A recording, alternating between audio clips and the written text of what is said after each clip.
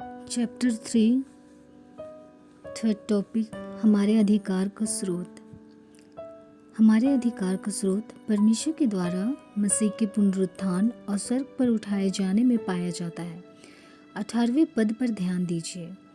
पवित्र आत्मा पौलुस के द्वारा प्रार्थना करते हुए कहता है कि इफिसुस के विश्वासियों की समझ की आंखें अर्थात आत्मा इस सत्य के प्रति खुल जाए।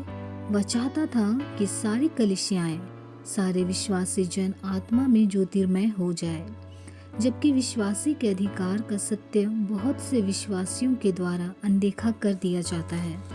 वास्तव में अधिकांश कलीसियाएं यह भी नहीं जानती कि मसीही लोगों के पास कोई अधिकार भी है। आप केवल अपने ज्ञान से विश्वासी के अधिकार को नहीं समझ सकते। इसको समझने के लिए आपको आत्मिक ज्ञान के प्रकाशन की आवश्यकता है और उस पर विश्वास करना है। इफिसियों 2:1-7। और उसने तुम्हें भी जिलाया जो अपने अपराधों और पापों के कारण मरे हुए थे, जिनमें तुम पहले इस संसार की रीति पर और आकाश के अधिकार के हाकिम अर्थात उस आत्मा के अनुसार चलते थे जो अब भी आज्ञा न मानने वालों में कार्य करता है। इनमें हम भी सब के सब पहले अपने शरीर की लालसाओं में दिन बिताते थे और शरीर और मन की मनसाएं पूरी करते थे और लोगों के समान स्वभाव ही से क्रोध की संतान थे। परंतु परमेश्वर ने जो दया का धनी है, अपने उस बड़े प्रेम के कारण जिससे उसने हमसे प्रेम किया, जब हम अपराधों के कारण मरे हुए थे तो हमें मसीह के साथ जिलाया। अनुग्रह ही से तुम्हारा उद्धार हुआ है और मसीह यीशु में उसके साथ उठाया और स्वर्गीय स्थानों में उसके साथ बैठाया, कि वह अपनी उस कृपा से जो मसीह यीशु में हम पर है, आने वाले समयों में अपने अनुग्रह का असीम धन दिखाए। पहले पद में हम पढ़ते हैं, और उसने तुम्हें भी जिलाया जो अपने अपराधों और पापों के कारण मरे हुए थे।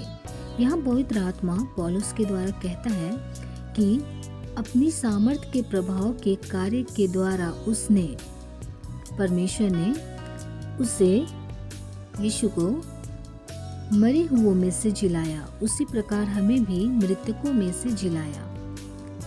इफिसियों 1:20-21। इफिसियों 1:20 पद में आप उसी प्रक्रिया का वर्णन पाते हैं जिसका उपयोग मसीह को जिलाए जाने के विषय में हुआ है, और इफिसियों 2:1 पद में लोगों के जिलाए जाने के विषय में वही वर्णन आता है। दूसरे शब्दों में कहे तो परमेश्वर का वह कार्य जिसके द्वारा मसीह मृतकों में से जी उठा, उसी कार्य के द्वारा उसने देह अर्थात कलीसिया को भी जिलाया, अर्थात हमें भी मृतकों में से जिलाया। इसके पश्चात दूसरे अध्याय में हम पढ़ते हैं, जब हम अपराधों के कारण मरे हुए थे तो हमें मसीह के साथ जिलाया और मसीह में उसके साथ उठाया और स्वर्गीय स्थानों में उसके साथ बैठाया। पद 5-6। यह अनुच्छेद इन अधिकारों की पुष्टि करता है। इन तथ्यों पर ध्यान दीजिए कि सिर अर्थात मसीह और देह अर्थात कलीसिया दोनों एक साथ जिलाए गए। इसके अतिरिक्त यह अधिकार न केवल सिर को दिया गया परंतु देह को भी दिया गया, क्योंकि देह और सिर दोनों एक हैं। जब आप किसी व्यक्ति के विषय में सोचते हैं तो आप उसके सिर और देह को एक ही मानते हैं।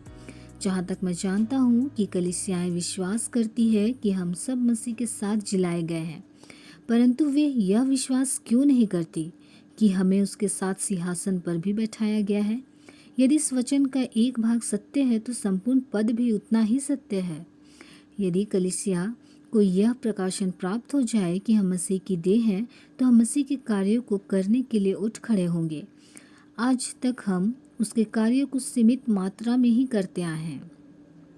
जब हम इस सत्य को जान लेंगे कि वह अधिकार जो मसीह का है वही व्यक्तिगत रूप से मसीह की देह के सदस्यों का भी है और हमारे लिए उपलब्ध है, तब हमारे जीवन में क्रांतिकारी परिवर्तन आ जाएगा। पहला कुरिन्थियों 12:14 पद और 27।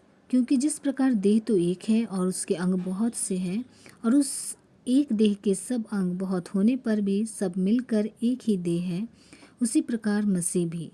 हमें मसीह कहा गया है, वह देह को कलीसिया है, उसे वह देह को जो कलीसिया है उसे मसीह कहता है, क्योंकि हम सब ने, क्या यहूदी हो क्या यूनानी, क्या दास क्या स्वतंत्र, एक ही आत्मा के द्वारा एक देह होने के लिए बपतिस्मा लिया और हम सबको एक ही आत्मा पिलाया गया, इसलिए कि देह में एक ही अंग नहीं परंतु बहुत से हैं।